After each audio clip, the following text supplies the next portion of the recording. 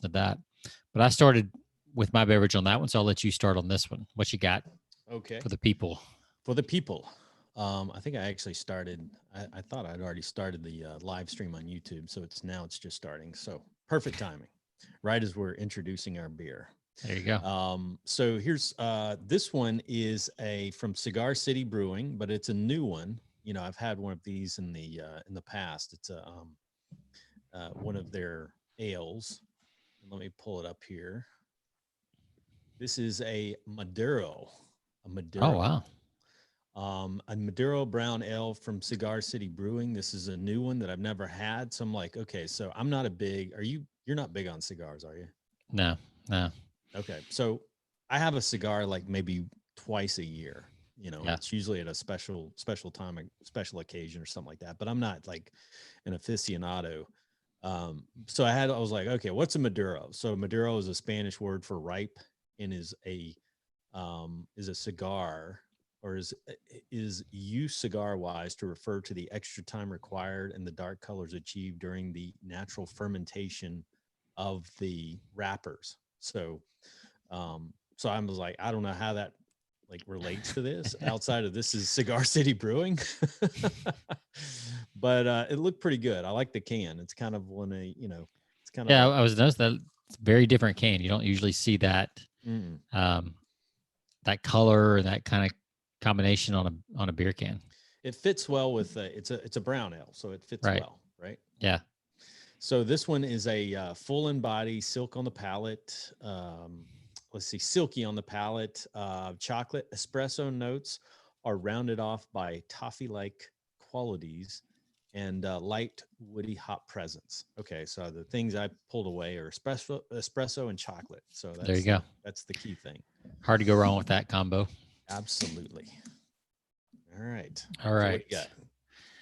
So considering the times and this age of oppression that we're living under at the moment, I decided to go with a Russian Imperial Stout, Oh, but I chose it because of the name, which is Commissar. Commissar. Oh, man, if I could just cue up some music, you know, from like the old Soviet Union, you know, that would be Yes, great. a little yeah. So Dun, dun, dun, Commissar dun. from the Real Ale Brewing Company. Yep. I haven't even really read the label or anything, but let's see. It's from here in the Hill Country, so here local in Blanco, Texas, Uh-huh. and it doesn't give a lot. It's actually pretty tame. It's Mhm. only 9.8% alcohol compared to the 11.6 from the last episode.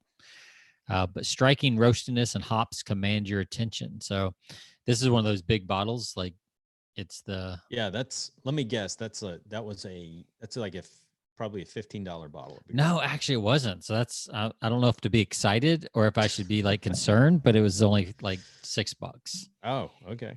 So yeah, but like my 4-pack from the last episode was like $14. So Yeah. I was trying not to get too many 4-packs because then I end up drinking the same beers on the show, and you get upset about that. So, so I've got this one, Russian Imperial Stout, so super dark.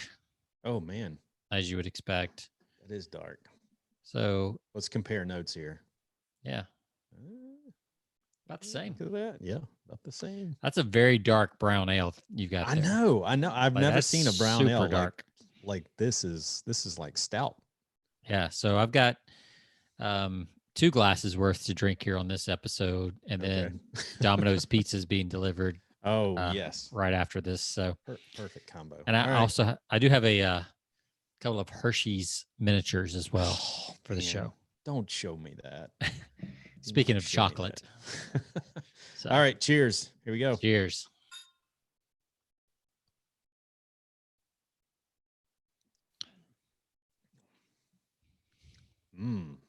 Wow, that's good. So that actually felt like it had a coffee taste on mine, but it doesn't say anything about coffee. That's not as sweet as most. Like a lot of the Russian Imperial Stouts are super sweet. This one is not. I guess that's why. What did it say? It said it had like a kick of hops or something. So it's definitely got a little more, Yeah, a little something different going on than most Russian Imperial Stouts. It's a lot less, it's not sweet at all. Like most Imperial Stouts are really sweet. This one's not sweet at all. Wow. Yeah, because most Imperial Stouts, you got to really, I mean, it's thick and sweet. Yeah, I mean it's got a sweet finish, but like, yeah, it's different. It's almost like it's kind of got that mouthfeel of like a malt liquor. Like it's got that little tingle to it when you drink it, as opposed to like the sweet syrupy stuff. It's very different. What about yours? It's good. It's good. I'm drinking out of my Guinness glass here. I got my Guinness shirt nice. on. So this tastes like a coffee stout. This does not taste anything like an amber ale at all. Yeah. So there's no sweetness to it, but I could definitely taste the espresso or the coffee flavor. Mm-hmm. Yeah. Not much chocolate, not very sweet at all. But this does not taste like a amber ale or a brown ale. I'm sorry, not an amber, but it's a brown ale. But this is really dark, but it tastes more like a stout to me, which I love it. So I got to give you an applause. Yeah, same here. Yeah. Like I'm really surprised that like this is really, especially for the price. Yeah. $6 for that bottle. It's not bad at all. Nice. Very all cool. right. Okay. So let's talk swipes and world-class Recession copy and other copy, and we'll pull out, 2 or 3, 4, see where we're at on time. And then I know you got a hard stop, so we'll get to what we can get to, but I want to hear about these Recession ideas that you have, and then I'll give my professional copy critique as you produce them. Yeah, so I went back. So I was digging through my file drawer. We were texting back and forth today. I was like, it dawned on me like we hadn't done like a talk about swipe files in a while, and I thought it'd be good to dig back because everybody's talking recession right now. Yeah. You got people talking recession, depression, you name it. So I'm like, you know what? I'm going to dig back into my old swipe files from back in the last Great Recession that we had. Because guess what? People are still buying back then. People are still doing business back then. Right. People are still spending a lot of money on marketing and sales back then. So, things didn't grind to a halt, if you can remember. But I pulled out some of the old copy. One that I hit was Ed O'Keefe, who, if you're not familiar with him, I got on Ed's list, as I mentioned, because he did marketing for dentist. And I learned about Ed through Dan Kennedy, because he's a Dan Kennedy, he's a gold member, or he's in Dan Kennedy's tribe he's been there like that for a long time. So I got on his list. He probably wouldn't like it that I got on his list just to get his copy. No, and I wasn't a dentist, but he would respect it. He may not like it, but he would respect it. But I mean, this is the kind of quality, and I even saved this, but these are the kind of quality, this is the kind of stuff he would send out, like gold wrapping. And then, this is like Dan Kennedy-esque. Of course, I don't know Dan Kennedy to do the shiny stuff, but yeah. So for those that can't see, that aren't on YouTube, like that's like a foil, what is that, 9x12 envelope, something like that? Yeah, I would say 9x12, really like a mylar shiny. Yeah, like a mylar balloon almost. And they would always be either red or gold. And so they would have lumpy stuff. Like I'm making a lot of noise here, but there'd be like a pin, in there, or something else, kind of like, adding some, some stuff to it. And it'd be packed with all kinds of stuff in there, like a lot of sales copy, Yeah, but thing one is like the envelope. Like you can't miss that envelope in your mailbox. It's a giant aluminum foil or mylar balloon, shiny, colorful wrapper. Like it's like you got to find out what's in that. Every time I got these in the mail, I was a kid at Christmas. I couldn't wait to open it because it was just like, first of all, it captures your attention, and then you knew it was going to have all sorts of stuff in here that you can just steal from. Right. And so here's one in particular that came from one of these packets. And again, this was back in think this was like back in 2009. So this is right after, we went into that depression, or not depression, but recession. Yeah, the last time Um, the world ended. so here's one is so I love this, is your practice holding you prisoner? So imagine that, Mm, he's marketing to dentist. right. So, and he's like, so the main headline is your practice holding you prisoner? And the sub headline is, while some docs are struggling like a fish out of water during this recession, or while some docs are struggling like a fish out of water during this recession, others are flying high with soaring profits. And then he announces his 50% off birthday sale. So I just thought, that's really good because it makes you realize, first of all, he acknowledges, during the times they were in, or the times we were in at the, recession, Yep. some people are out there struggling, but just like even during depression, there are a lot of people making a lot of money during the depression. Right. And so he's trying to make you understand there's still a lot of people out there that don't have this mentality of batten down the hatches, so to speak, and trying to ride out the storm without doing anything.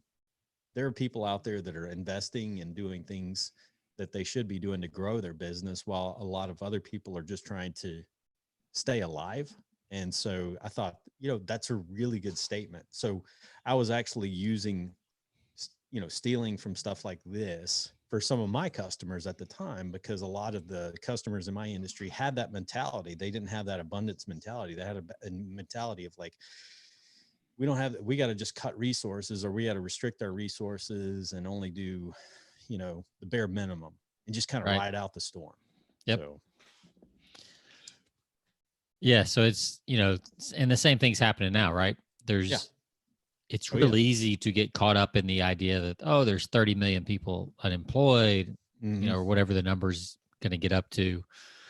A lot of people are projecting it'll be more than the Great Depression. Yeah. Which is just kind of hard to wrap your head around.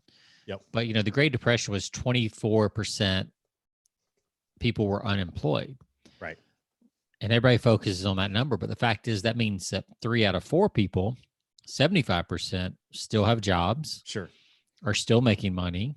Mm-hmm. And it's kind of the same thing this time, right? There's a lot of, what got laid off this time is the service sector, hotel, restaurants, the hospitality, all that sector. And obviously there's a huge trickle effect. In this case is kind of a trickle up effect. And I think in the last recession, 2008 was a trickle down effect. Like it was a lot of higher end jobs and investors and things like that lost their jobs, and it kind of trickled down. Yep. This time it's kind of a trickle up a little bit, or just a broad base. Yeah, the stock market's been killing it this week. So. Yeah, it's great. They've already priced everything in at this point and all that. Right. But you have to understand that like there's still people out there. Like the environment is different, but everybody that had corporate jobs, everybody that had office jobs, a lot of those people are still working. I actually made a call yesterday to Info USA to put together a list because I'm working with a new company. Sure. And I was like, well, let me see what leads are available and that kind of stuff. So I called, and they had a couple of new things that they're offering. So I called the person, and normally, they're in a cubicle answering calls, and she was at home because the dog started barking like right as she got on the phone with me. And she's like, oh, I'm so sorry. Like the dog's barking. I'm having to work from home right now. And I was like, it's cool. I've been doing that for 10 years. No big deal. And so it was just, things have shifted, but a lot of those people are still working is my point. Right. So if you can speak to that, acknowledge what's going on. And I think that's a mistake. A lot of people have not shifted quick enough. Yeah. You have to acknowledge that this stuff is going on. You may not change really anything about your offer. Like you don't have to change your offer. You don't have to change depending on your niche and who your audience is, but you do have to acknowledge, like you can't pretend this isn't going on because it is going on.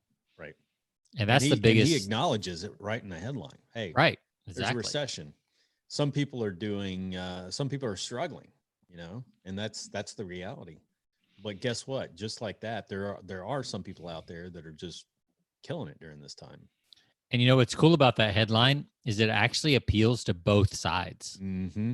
Absolutely. So, because the guy who's doing well always wants to do a little bit better, Sure. Yeah. and the guy that's struggling wants to not be struggling. So Right. it kind of works for both people because it's like, Yeah. oh, if this guy knows something about making money in recessions, a smart, abundance-minded guy is going to be like, Right. man, if I can get one tip from him, I'm in Sure. because I'm doing good. But I can take market share now because everybody else is scared. Sure. And Yeah, then that makes them kind of feel like you're exactly right. That actually makes them feel like, oh, cool. This is a good opportunity because a lot of people are struggling. I'm doing well, but then there's people that are doing better. So I could probably do even better, yeah, and Um, that's a great mindset. And that's an ideal client, really, too. yeah. If you can go after that. So, so interesting. I had a similar. I found an old Jim Rutz. So Jim Rutz was a great copywriter. Hmm. He wrote some big packages in the 80s and 90s. Um, we have a recession every 7-8 years probably. Sure. Yeah. That goes on. But one I came across was it's the headline. So this is like an old magalog, so like a magazine format. Hmm. And when I was looking through this, I was like, oh yeah, this would be a good fit. So it says, what will you do with your $12,000 tax cut this year? Mm. And I was like, ooh, what will you do with your $1,200 stimulus check Yeah. this year? So if you obviously this was an old print thing, so it takes some time to roll out, but you could easily roll out a Facebook ad. Hmm. That you could, because people are just now getting the stimulus checks deposited into their accounts. Yep. So if you did something like this, like what will you do with your $1,200 stimulus check? Right. And you showed people a business opportunity, or, um, that'd probably be the best market right now, or that would be, that'd be good. And I Yeah. know some people like need every penny of that to pay rent. I'm not, Oh, sure. you know, not ignoring that fact, but there's some people that'll get that. Like my son, he's 25. His job didn't get cut, but he's still getting a check. Yeah. So for him, it's a bonus. And there's a lot of people who are getting checks that it's extra. It's Hmm. not going to replace replace income. It's actually a bonus to them. Right. So there's a lot of those people that you could go after and say, hey, Hmm. here's a way to take that money from the government and use it as a business development Yeah. loan, or Absolutely. so that was one I found that I thought was kind of, oh yeah, we could roll that back out again. Hmm. Yeah, absolutely. I love that.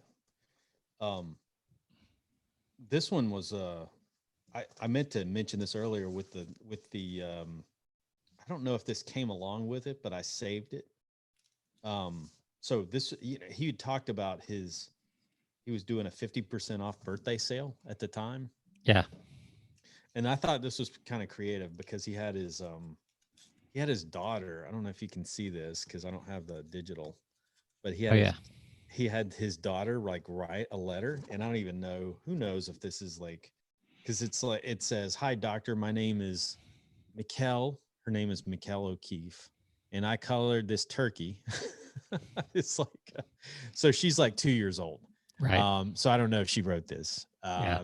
All But I for those that can't see it, it's like it's crayon crayon. font, different colors. Yeah. Yeah. Yeah. Okay. And it's got a turkey that's like, it's just kind of scribbled over in different colors. But she goes, "My daddy is Ed O'Keefe, and he got a super special SPESHAL offer Mm-hmm. that he's giving to 97 dentists in the whole wide world." So so it's kind of cute, it was, at the time I thought this was kind of pretty cool because there's a lot of misspelling and a lot of like, um you know something that's relatable, people can pick up and say, "Oh, okay, that's kind of cute, that's different." Right. And It's not even, like your everyday copy. and the fact is, like, even if people know it's not like real, Yep. like it's one of those things. I think it's called suspension of disbelief. Yep. You know, Disney's known for this. Like, you're not really in the Magic Kingdom, but because they do what they Right. do, Right. like it allows your kind of defenses to fall down. It's why they Mhm. sell so much stuff in their souvenir shops and Yep. everything else, because you're kind of caught up in the moment. Yep. And you can do the same thing with a letter like that. That reminds me, some of the best email offers I've ever seen are when like a spouse or a secretary, I'm sure that's a word I'm not allowed to use anymore, like an assistant, Assistant. There you go. yeah, will write an email that Mhm. says like, I've hacked into my boss's email. He doesn't know this. It's his birthday. Sure. Yeah. And I wanted to get him something special. I couldn't think Right. of what it was. So I thought if he got a bunch of new clients to buy this, that'd be a great present for him. Yep. So we put it on sale. I've talked to our accounting manager. Like you can do this whole thing. And those always work really well. Mm-hmm. Yep. And I think the reason it works well is because it's a different voice than what the list is used to hearing. Right. So it's just a little bit of a shakeup, you know.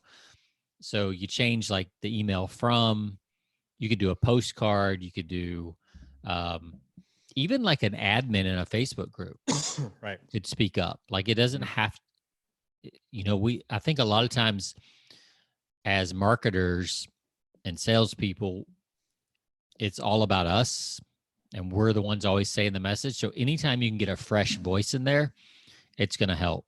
Just like it, whether it's your daughter, whether it's your assistant, a spouse, whatever it is. Yeah. Like it's because it allows you to have a little bit more fun too. Mm-hmm.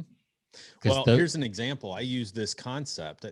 I stole this idea as well, but I used it back when I still had the veterinary marketing business. So I was marketing at a bit, VetNet marketing that I was marketing to veterinarians for doing their online marketing business. Right. And so I would send out, I took this idea. This is another idea I stole from him, but I would send out cards. And instead of writing it from like my daughter, like he did, I would write it from my dog's perspective. Right? Oh, so brilliant. I would so brilliant. I would have it. So I forgot the name, like my dog's name. I forgot the exact name I used. I'd have to go back. You forgot your dog's name? That's awful. No, it wasn't my dog's name. It was a made up dog's name. So, my dog's name was Rocky at the time, but I think I used a different name, Fido or something like that. But anyway, I wrote it out and put like paw prints on the copy and everything, and made it like it was like a 2-panel card that I would send out to dentists. And it was actually pretty good. It got really good response on that. So, and then at the end of it, it would have a picture. Obviously, it wasn't a picture of my dog, but it was a stock picture of this dog. And so it was like, it was kind of a cute, like you said, coming from a different perspective, a cute angle that people would look at, and it would kind of capture their attention when somebody's always getting, sales letters or information from other people that's like kind of business professional. Then you get something like that that's totally out of the, out of left field. So yeah, and that's what it is. So there's a saying in marketing: a tactic known is a tactic blown. Mm-hmm. Like once people catch on to what you're doing, whether it's your voice or whatever it is in email, anytime you can shake that up, it's good. Sure. And we all tend to get in a rut. Like we tend to use about the basic type of subject lines. It's just human nature. You're going to kind of fall into whatever you're comfortable with. Right. Which kind of goes back to our last episode, right? Like what's some deliberate discomfort we can create for ourselves right in marketing that's different, that's unique, that people aren't expecting from us. Yep. And jump into that and create those avatars. So yeah, I love that idea. That's a great, and the fact is I just don't see very many companies doing that. Mm-mm. It's the same person sending the email. It's the same, style of email every time. It's the same, all the communications kind of fall into that branding guideline and blah, blah, blah, blah. And after a while, even if you like the people, it just gets, it's just kind of meh. Right. So anytime you can shake that up, I think it's great. Yeah. Absolutely. Good stuff. Cool. What else you got there on your desk? I know you got. All right, here's another one that I pulled, and this was not from any particular marketer of note, but this one got my attention because this is dated back in 2010, so we're still kind of, just coming out. Yeah. Just coming out. We're kind of like on the bottom of that curve, creeping back up. Mm-hmm. But this one was pretty cool because we've talked about what is it? The articles that look like, or copy that looks like articles. Yeah, advertorials. Yeah, advertorials. There you go. Yep. So this one was one that I got in the mail and I saved it because it looks like a newsprint. It's called the County News. Now, you and I know there's no county newspaper in Maryville or, Knoxville. So, but it looks cool. It looks like newsprint. Yep. And the title, obviously, this is a dealership, and automotive sales back then, automotive dealerships, and these companies were doing everything they could to, offer promotions for people to buy cars. Then we had that cash for clunkers and all that stuff. That just so many different programs for people to give them incentives to buy cars and these low interest rates. But anyway, so this is like, it says dealer in the headline, dealer to host the biggest event in city history. All right. City history, It's a big deal right here. Right here. Yeah, exactly. But it's the County News. So obviously, this got my attention because that's a bold statement, right? Yeah. The biggest event in city history. So it says, and this is from, you may remember, Old Ben Franklin Motors has teamed up with Citibank liquidators to host the largest liquidation of pre-owned vehicles acquired at huge discounts from around the state and offering at prices unprecedented in Knoxville's entire history. The excitement is building. One thing for sure, the price of the vehicles will be incredibly low. Well, we know how that, people, they get you in, and it's like all these things start to add up after, after they get you in the door, get you on the lot, so to speak. But it was incentive enough for me to save it because it was, it built a lot of curiosity. So, well, that's the thing. Like, it doesn't matter if it's cheesy, right? The fact is that kind of stuff works because, we've talked about it before. Like sometimes over the top works better because people just assume 50% is true, and it's still higher than what most people are doing, so it still works. Yep. But yeah, the fact is, like, there's that split second that people know it's not real. Yeah. But I think a lot of people appreciate the fact that it looks a little different. Sure. They'll give it a chance. They appreciate the creativity. Right. And it just resonates. Think that this is news. This is a news event when you first see it, right? Yeah. Because this wasn't folded. It came in a full length envelope, so it made it look official. It's kind of like when you get the attorney letters and it's actually like a car warranty, extension warranty. Like, it says from, whatever attorney's office, and you're like, I got to open this. Now, sometimes that'll piss people off, so you got to be careful because but something like that's not really going to upset people, Right. Right. I remember I did one time for a friend of mine there in Knoxville. So one of the retirement communities out Tellico Village was having all kinds of water problems. Like literally the water was eating holes in their copper pipes. Right. This was like a big deal in like 2007, 8, something like that. Yep. Wasn't recession related. It was just happened to be around that time. It was when I was just getting started writing copy.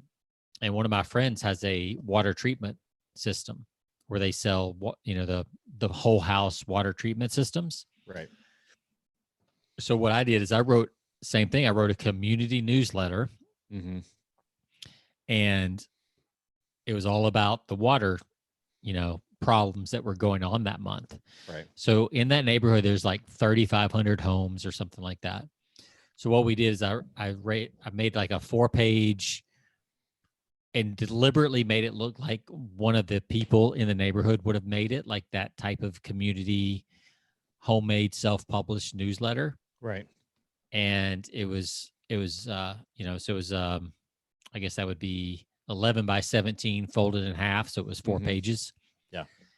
And there's a volunteer fire department in that community that the way they make money is they'll pass out advertisements for you for like $350. And they'll pass out to every single house in the home because they'll just have all their firefighters just hit a certain section and they can do it in 3 or 4 hours. Right. And it's a little fundraiser for them. So we had all this stuff printed up, 3,500 newsletters, quote newsletters. And it said like latest updates on water treatment issue or, water issues or water concerns. I can't remember exactly what the headline was. I couldn't find it. Right. That thing ended up getting him more appointments than anything he's done like before or since. I mean, wow. it's one of the most successful campaigns he ever had. It was huge, best ever, Huge, best ever, incredible. Felt like Trump there. I was channeling Trump. But because it just bypassed the filters, and like we did it super.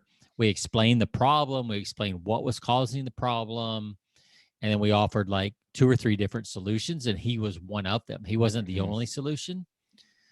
It was like one of 3 solutions. Right. And like he got so many calls booked and sales calls booked, and like he still, like when we meet today, he's like, that's still the best advertisement I've ever done. so yeah, I mean that kind of community newsletter feel is really, really powerful. Right. Yeah, absolutely. Well, here's one of the things that struck me is like, we've talked about this in times past. If they had to change the headline to, like one of the biggest, I mean, if it had said dealer to host a huge event or one of the biggest events in city history, but they went all out to say dealer to host the biggest event in the city's history, right? Yep. It's kind of a little bit of curiosity, don't you think? I mean, yeah, it's that whole hyperbole that we've talked about, that if you right. go all the way with it, Right. even if people dial it back in their head, it's still bigger than anything they can think of. Exactly. Because you're starting to question, I don't know if they're probably not talking about the biggest. This is probably not the biggest event, but it must be huge. Right. I mean, if they're willing to say it's the biggest, it must be top 5. Right. And most advertisers, marketers, like they're a little scared to go that big. So they'll dial it back. Sure. But then whoever's reading it is going to dial it back even further. Right. I always think of this like, I took an acting class one time, and they talk about like the difference between like stage acting versus like film acting and things like that. And when you're on a stage, you have to be like really bigger than life, so that what you're doing translates, halfway back into the back of the room. Right. So you have to have these huge gestures where you like smile extra big and when you throw your arms out extra wide. Yeah. To get the thing. Whereas if you're on camera, like we talked with our, you have to have gestures, but they have to be within the frame, so they can't be too big because like then you're outside the frame of the camera and all this other stuff. Right. So I think advertising is a lot like that. You have to go bigger than life a lot of times, and you have to know when to do it. That's kind of the art part of it. But sometimes you need to go bigger than life. Because just to get it to translate and just to get past some of the filters that people have naturally. Sure. Absolutely. That's a good example of it. So, yeah. Well, I know you're tight on time today. Yep. So, maybe we'll continue some of these next week. Cause I only pulled out a few and I know you've got some, so maybe we can revisit this on one of our next episodes as well. Yeah. And I've got some real time stuff that we're doing with my new client. That'd be great. I'll see if I can pull that out. And okay, we're doing a like literally a whole challenge themed around this, the idea of the quarantine and that kind of stuff. So Mhm. that's wrapping up, I think, this week. So I'll be able to pull some of that, and we Okay. can talk about some of that as well, and Be how great. you can take advantage of current events. Um, in fact, there's several ad campaigns we did throughout that were very um, pop culture centered, because we were Mm, testing all kinds of different campaigns. So mhm. we'll do that. We'll talk about how to use pop culture Mm. in your advertising. You know what? And that's perfect because that'll tie right into. So one thing I want to hit on is Ben Settle. I pulled up one of his old crypto marketing newsletters, Yeah, and he this is loves doing the pop culture thing. oh yeah, and one of the things I pulled out is 6 ways to write hot sales letter stories that bring up lots of green stuff. So how to create stories, how to create really hot stories within your market, and I think that would tie in really well to that as well. Yeah, so pop culture, current events, how to use those in your marketing and advertising. We'll talk Yeah, about that on the cool. next episode. Sounds good. Well, it's been fun for all of our listeners out there. You can find us again, persuasionbythepint.com. You can find us on all of your podcast platforms. Hit us up if you got questions. Send us a email, visit our contact page. And as always, thanks for listening. Sean, look forward to next time, man. All right. See ya. See ya. All right, cool.